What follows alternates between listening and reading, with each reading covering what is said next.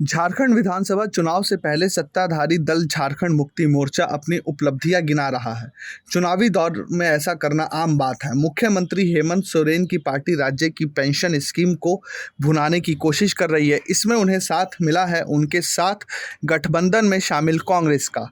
कांग्रेस ने इस योजना को ग्राउंड ब्रेकिंग मूवमेंट यानी अभूतपूर्व बताया है।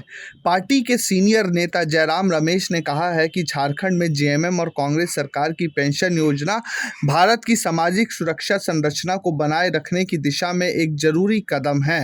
अब हेमंत सोरेन को जिस तरीके से कांग्रेस का साथ मिल रहा है, उससे हेमंत सोरेन जरूर निश्चिंत होंगे।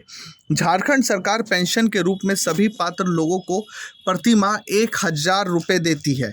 इसके लिए 5 कैटेगरी बनाई गई है। वृद्धावस्था पेंशन योजना, विशेष रूप से कमजोर जनजातीय समूह पेंशन योजना, निराश्रित भरण पोषण करने में असमर्थ महिला पेंशन योजना, HIV एड्स रोगी पेंशन योजना और विकलांगता पेंशन योजना। अलग अलग राज्य बड़ी संख्या में लोगों को पेंशन देते हैं। झारखंड की अनुमानित आबादी करीब 4 करोड़ है और ये पेंशन के मामले में अग्रणी राज्यों में से एक बताया जाता है। राज्य सरकार अपनी आबादी के करीब 10% यानी कि लगभग 40 लाख लोगों को 1,000 रुपये प्रति माह देती है। सोरेन सरकार ने राष्ट्रीय सामाजिक सहायता कार्यक्रम NSAP के तहत केंद्र की ओर से दी जाने वाली पेंशन राशि को बढ़ाकर 1,000 रुपये कर दिया है।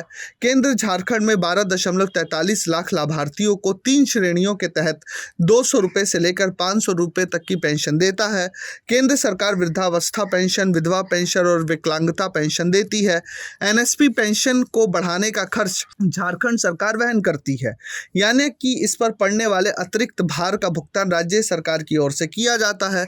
केंद्र 60 से लेकर 79 वर्ष की आयु वर्ग के 8.86 लाख लोगों को 200 रुपये प्रति वृद्धावस्था पेंशन, 80 वर्ष या उससे अधिक आयु को 73,803 लोगों को 500 रुपये प्रति वृद्धावस्था पेंशन देता है। झारखंड सरकार NSP के तहत इन दोनों समूहों के लिए सालाना 850.91 करोड़ रुपए और 44.28 करोड़ रुपए खर्च करती है, ताकि उनकी पेंशन राशि को प्रति लाभार्थी 1,000 रुपये तक बढ़ाया जा सके। केंद्र सरकार विधवा पेंशन और विकलांगता पेंशन के तहत 300 रुपये मासिक पेंशन देती है, जिससे राज्य में 2.88 लाख लोग लाभान्वित होते हैं। झारखंड सरकार उनकी पेंशन राशि को बढ़ाकर 1,000 रुपये करने के लिए 240.40 करोड़ रुपए का अतिरिक्त खर्च वहन करती है। इसलिए आगामी चुनाव के लिए जेएमएम अपनी पेंशन योजनाओं को वोटरों को अपनी ओर खींचने के लिए इस्तेमाल कर रही है। झारखंड में 81 विधानसभा सीटों के लिए 2 फेज में वोटिंग होगी और 23 नवंबर को नतीजे आएंगे। पहले फेज में 13 नवंबर को और 43 सीटों पर वोटिंग होगी। दूसरे फेज में 20 नवंबर को 48 सीटों के लिए वोट डाले जाएंगे। Bureau report, प्रजाहित।